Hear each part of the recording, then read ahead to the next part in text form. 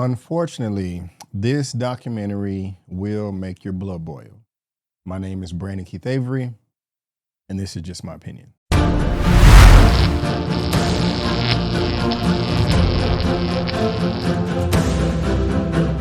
All right, guys, now we have The Perfect Neighbor. This is the latest documentary film that is on Netflix right now for your streaming pleasure. It is coming in at 1 hour and 36 minutes, and it is rated R. It is being described as crime, documentary, drama, and thriller. Now, this is directed by Miss Geeta Gandbhir, and I'm sorry if I did mispronounce your name, ma'am. Very nice lady. I was able to attend or view the press tour junket. There is no picture for her here, but if we scroll down and look at her filmography, she has 27 producer credits. One of her upcoming is The Pen and Masaka Kids, A Rhythm Within. She also did The Gas Station Attendant. And if we want to look at the director credits, she does have 21, coming in at Katrina, Come Hell and High Water. I still need to check that out. She did one episode. And Eyes on the Prize 3. Looks like that's coming up. I do remember Eyes on the Prize. I need to look into that a little bit more. If you are a fan of Miss Geeta Gandbhir, please let me know down in the comment section below. Now, this documentary is based on a true story. And when it's based on a true story, you really can't judge the characters or the participants. I mean, you can comment on it, but this happened in reality. And I had pause on if I was going to cover this or not, because after viewing it, I had my own personal feelings and I did not want to offend anyone. Back in 2023, there was manslaughter/murder charges from an evil person, in my opinion, by the name of Susan, who shot through the door, and the victim was killed because she claimed she felt that her life was threatened. But she was actually the terrorist, in my opinion. Now, as far as my expectations are concerned, when I first saw the trailer, I said, this looks very interesting. I don't think I remember this story. I don't remember it in the news or showing up on my social media feeds or anything like that, but it did look intriguing. I was interested. I was like, hey, this seems like a pretty good documentary. I don't know the outcome. Let me go ahead and check this out. Hopefully it can be very, very educational. So before I get into all the nitty-gritty, before I talk about all my likes and dislikes, let me tell you exactly what this Netflix documentary, A Perfect Neighbor, is all about. A minor disagreement between neighbors in Florida takes a lethal turn, with police body camera footage and interviews probing the aftermath of the state's controversial Stand Your Ground laws. Now, at the very beginning of this video review, I said that this documentary will make your blood boil, and I stand by that. It is very sad, but it is also very, very frustrating. I say, in my opinion, don't watch this if you still want to feel good at the end, because you're not. It's not the most tragic thing you've ever heard of in real life or in the news, but it is up there and it really does grind my gears. The reason why I say that is this whole thing was unavoidable 10 times over with all parties combined. The victims, the assailant, the murdering racist, and also especially the police. Now, the first group, I did say the victims, and I really hate to victim blame, saying to myself, you would not be in this situation if you would have did X, Y, and Z. But I am not a parent like the participants in this story in real life. They are still in pain right now, and they probably will never recover from it. These are 4 children that lost their mother. And at one point, it did not seem like justice was going to be served. Now, I will go ahead and give you a platter now. In some degree, justice was served, and that was explained at the very end of the documentary. And that's one of the problems I have with this documentary is the structure and or editing. We get a court proceeding at the very, very end of the documentary while the credits are playing. And that is just a disservice for everyone involved, in my opinion. There's nothing wrong with the court proceedings in this documentary. I personally just thought that it was put in the wrong place. And the reason why I say that is, at the very end of the documentary, there's probably less than 10 minutes left of footage.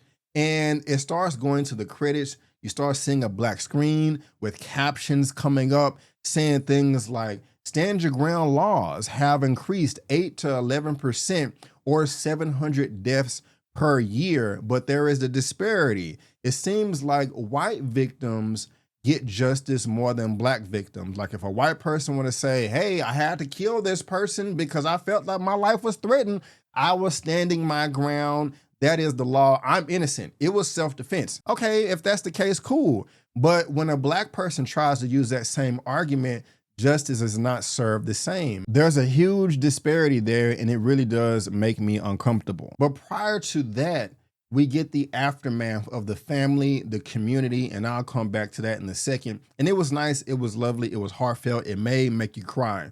I felt that that should have been at the very end of the documentary instead of the court proceeding. The court proceeding should have came before, because at the very end of the documentary, where the screen goes to black or gray and they're putting up captions, paragraphs on the screen, letting you know the aftermath, the data across the US, across the board. At that point in time, you may take your remote and turn it off. If you do that, you're going to miss the whole proceeding. At the end, the court proceeding, you're going to miss the conversations that happened to where this asshole tried to explain herself, which there's no excuse.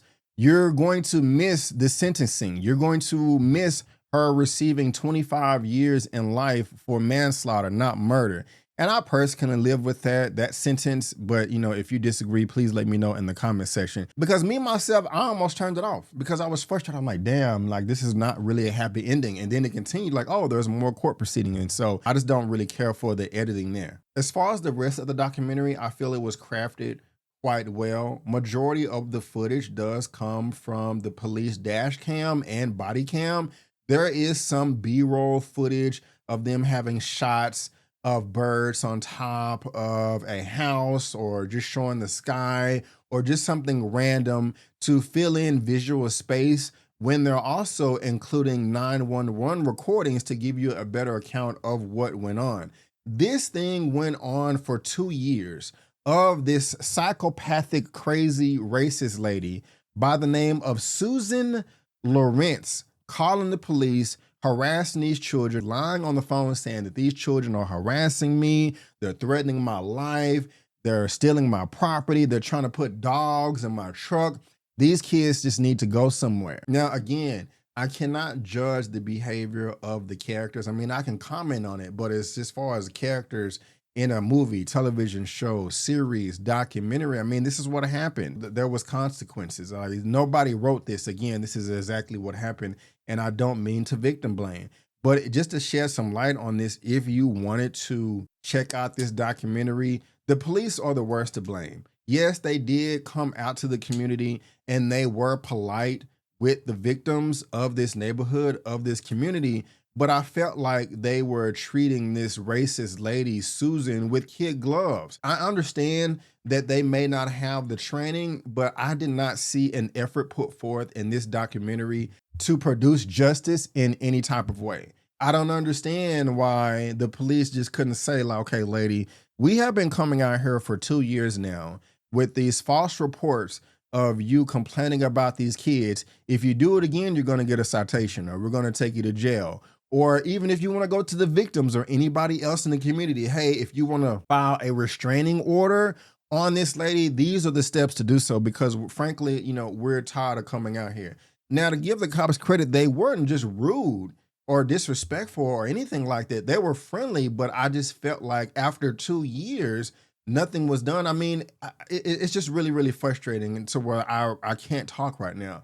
And again, I don't mean to victim blame, but while I was watching this, there were just so many occurrences to where if I was a parent, I wouldn't even have my child in this situation, but it is what it is. It happened. It's in the past. And unfortunately, we can't do anything about it now.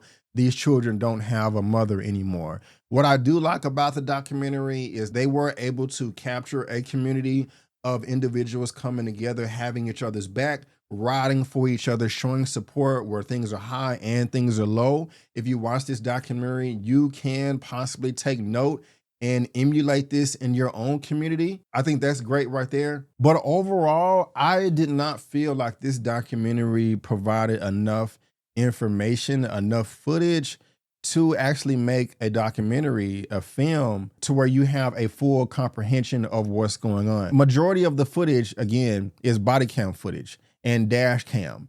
And there's just this much of cell phone footage. If I don't have any way to prove this, but there has to have been more cell phone footage in the 2 years from the assailant and the victims to complete more of a puzzle, but that's just not the case. Maybe that information doesn't exist. And if it doesn't, I ask myself, did the creators of this documentary say, do we have enough information to make a good documentary to where it makes sense? But if it doesn't exist, it doesn't exist. So I can't judge something if it doesn't exist, but I guess I can give commentary on if the documentary should have been made or not. Yes, it should, but it's just still really, really frustrating. It's a decent documentary, and I am not trying to be negative about the creators, about the directors of this documentary. It's just, for me, I wanted more information, and I didn't even know about this. This happened in 2024, where there was a sentencing, and this woman was sent to jail or prison, and I don't remember seeing this in the news. Watch it at your own leisure, but again, it is frustrating. It will grind your gears. It will make your blood boil. I don't feel comfortable giving a rating to something like this, but in the end, I still will say check it out. I think it may be worth your while. It just depends on what you're looking for. But guys, I want to thank you so much for tuning in. Before you go, don't forget, I'm B. Avery. That's just my opinion. Peace. I'll see you next time.